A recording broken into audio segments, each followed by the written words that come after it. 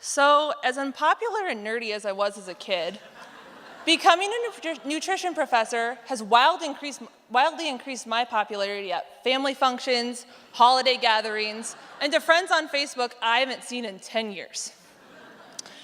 Because Regina George taught us that there is no nutrition question too small or too stupid, and I would agree with this. I get asked nutrition questions all the time, and it really keeps my career interesting, and I do really like it. The most popular question that I get asked surrounds the topic of gluten. Is gluten bad for me? Should I be on a gluten-free diet? So that's why I'm here tonight, is to give you a crash course in gluten. Over the next 4 minutes, we'll have a mini course, and we will cover what gluten is, medical conditions in which people cannot consume gluten, and also some misconceptions about gluten in the diet. Let's first talk about what gluten is. Gluten is actually a protein, okay? And even though gluten is in high carbohydrate foods from wheat and barley and rye, proteins exist with carbohydrates, and they play a very important role.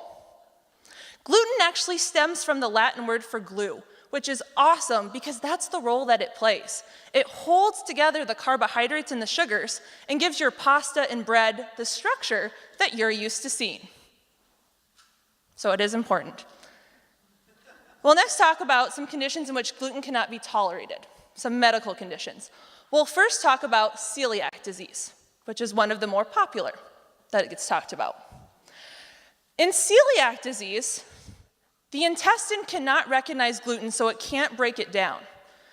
Then the immune system will attack the gluten, and it'll cause things like bloating, constipation, or what my family likes to call digestive unhappiness.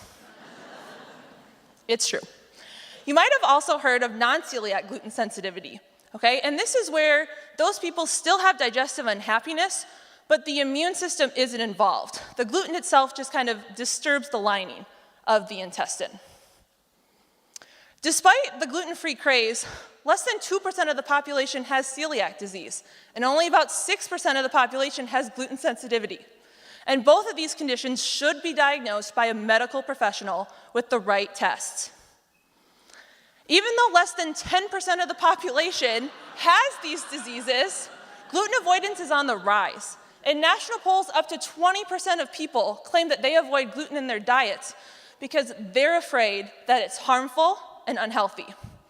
Part of the reason gluten-free diets might have increased is because gluten-free foods have become more available, which is great for celiac sufferers, but it creates this stigma that there's something wrong with the molecule. And the industry might have gone too far. Here we see some gluten-free flooring and gentlemen's clubs that are offering gluten-free services. That has nothing to do with nutrition, I promise you. That's not what we study.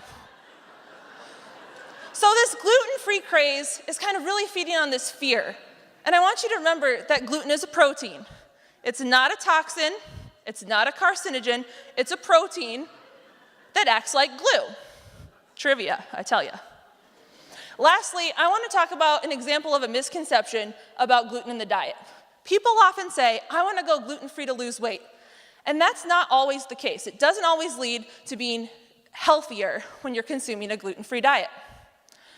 Oftentimes, when people go gluten-free to lose weight, they don't change their dietary habits. They swap in gluten-free foods that still have a lot of calories, if not more sugar and are more expensive, than their gluten-containing counterparts. What really needs to happen in weight loss is we need to consume more of these foods. Fruits and vegetables have less calories, they're more nutritious, and they are also gluten-free. Imagine that.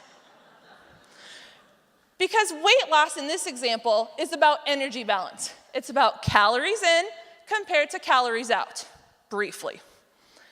We could have a whole nother course about that. It's not about gluten balance, all right? The amount of gluten has nothing to do with weight loss. So in addition to what you learned about gluten, I want you to remember two things. Even if a fad diet or a craze is as sexy as Ryan Gosling, you need to do your research. Find credible health professionals who will help you meet your health goals and your dietary goals. And that, these are great, I know. Food companies will put buzzwords out there to get you to buy foods. They want to make money. You are the person who has control as the consumer over what you buy, all right? So you gotta do your research to make sure your health goals can happen. Thank you.